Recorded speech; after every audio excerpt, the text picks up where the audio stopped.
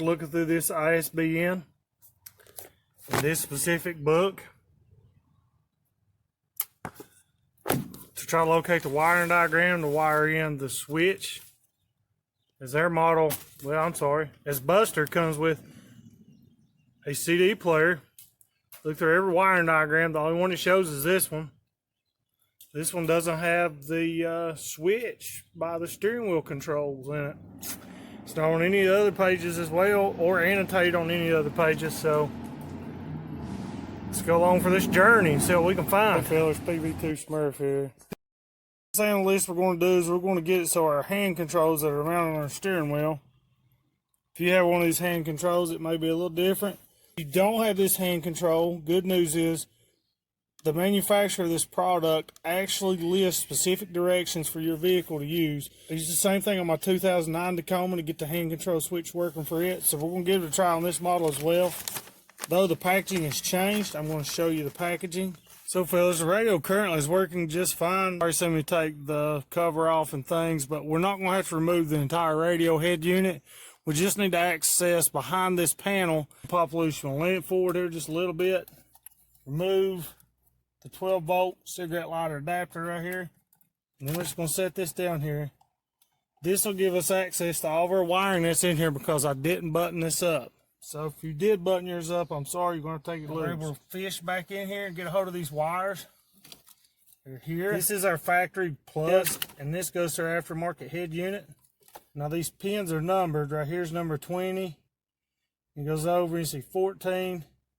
And when you reference the diagram, it shows you where these connect at. The only issue that I see is when you look at this and you look on the back of this, the direct plug-in connections that we need may or may not be located on the back of this pin setting here, just like this one is not. The two that I need are not on this pin setting here. However, but if you look on this one, these actually have the two connections that I need that are located in here. So therefore, what I'm going to do, tap into these wires back here. But in the event, you might want to check that. If you hook all this up, still doesn't work, make sure your aftermarket unit actually has these terminal ends that are pushed all the way through, so that way you can connect this. That could be the issue. You could connect it on this side going into the radio and then come to find out that your factory one doesn't have the wiring, or vice versa. Your factory one has the wiring, but your aftermarket one doesn't have it.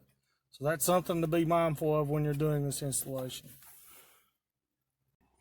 So for the rest of this install, I'm not going to be very specific on it. It's on their website, but basically I'm just going to use the wiring and the box that was provided with this kit, and I'm just going to wire it up. So the first direction it says, is this the wire that comes with our Axxess box? It says use the black wire. Now, at first glance you think, well, there's two black wires, but when you get closer and you look, this wire here is black and it has a green stripe on it. I don't know if you can see that or not. But this one is not the black ground wire. This one is. Since we previously already connected the radio, that means we're going to have to remove one of these connections, which would be this one. And we're going to have to wire this in with that, which is fine, but this is one of the steps you may have to take once you be aware. Yes, you have to cut back into it. I was unaware with this specific unit that I needed this Axxess box. Just want to give you a heads up. You may have to do that a couple times. Bought these for one of our previous ventures, and let me tell you what, I recommend these. These are much better, especially in a tight place like this where you can't get room to really pull it out to strip it. These are worth every penny. Buy you some of these. Alright fellas, this head unit does not have a 3.5mm jack as shown here. So since our head unit doesn't have it, we're going to use the female supplied one here. We're going to wire this in, and then we will just take it and connect it, and it'll send signal that we need to our Axxess box in order to work. I will annotate on the screen an image that you should be seeing right now, and it will show you directly and specifically which wire goes where for this specific unit.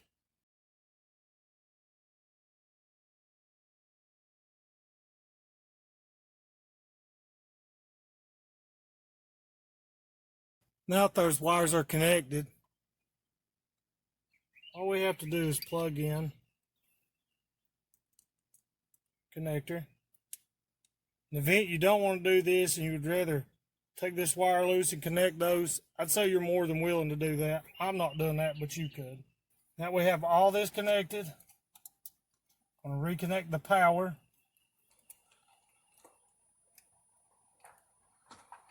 We'll take our box here.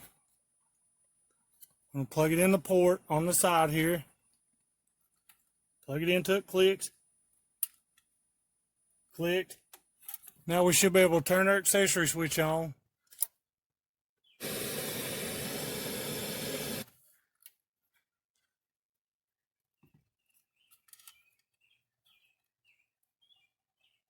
Alright fellas, for this radio, after countless, at least 2 hours of just reading material, referencing things, this and that, I think I got it. If you get this unit and you make the connections I've already mentioned, verify those are good. If your light is flashing just green once and does nothing, then it's just check your connections. One thing I've had an issue with in the past on my 2009 Tacoma was I used the ground wire and I used the wire going into the stereo, and I also used one of the bypass wires that grounded in the same spot for the DVD player, and that was a bad idea. If you do that, it will not work. I'll tell you right now, if that's your case, you have a DVD, do not use the ground there. Use the on ground for the DVD bypass park brake connection somewhere else, because that's an issue, and it rattled my brain for hours trying to figure that out. After I've reset it multiple times, it's told me I have 3 different kinds of radio. Which one is supposed to have? I don't know. Use an off-brand radio like this, you may have issues with it recognizing on this box. Their webpage information is not very helpful in diagnosing or helping this, so I'm going to run you through it. First thing we're going to do, I verified all the connections are good, but when I turn it on, it just flashes green one time, as in, hey, it knows what it is and it's good, and it doesn't work. The bottom one is the one that we need. It has a button down there, it resets it. This one just has the LED in it. So what we're going to do is we're going to take, you can use a needle or whatever it is you have handy. I have my leads, my LED, because I've been trying for hours to chase this issue down. So what I'm going to do is I'm going to turn this on, just accessory. I'm going to press and hold this button, 1, 2, 3, and I'm going to let go. Now watch it, it'll flash.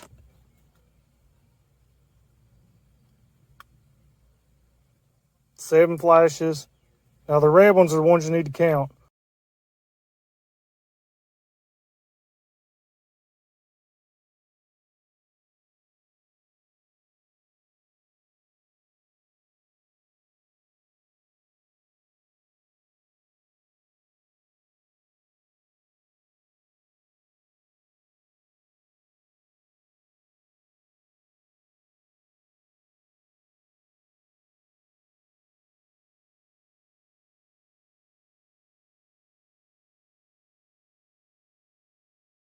Red ones flashed 18 times.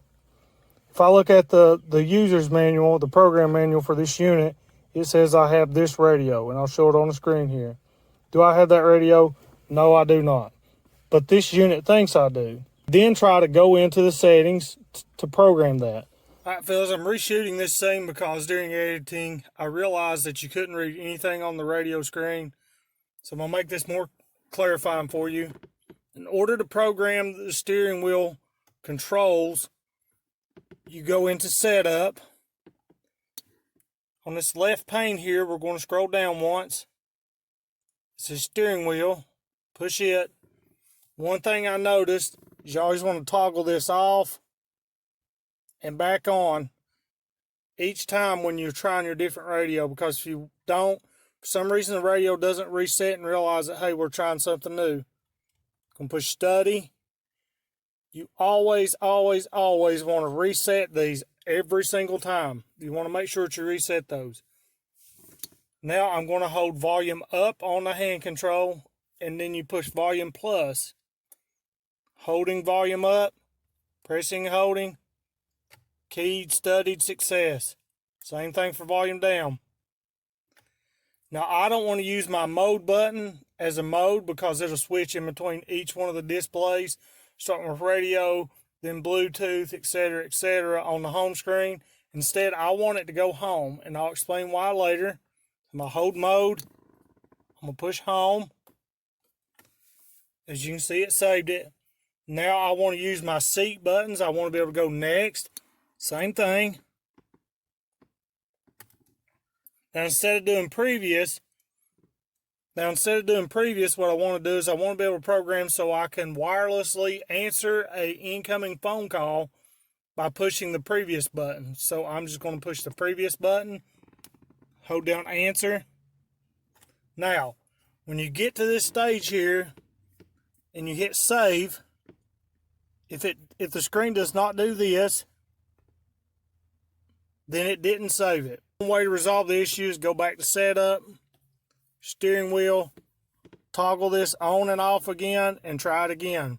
If that doesn't do it, then you'll need to reset the Axxess box, have it scan for your radio again, try again. I can validate that these buttons that I programmed worked by pushing volume up, volume down. Can also push the mode button, which it's at the home screen now, but if you push it, it'll go back to the setting it was at originally. You can see the radio stations we're on is currently outlined in blue.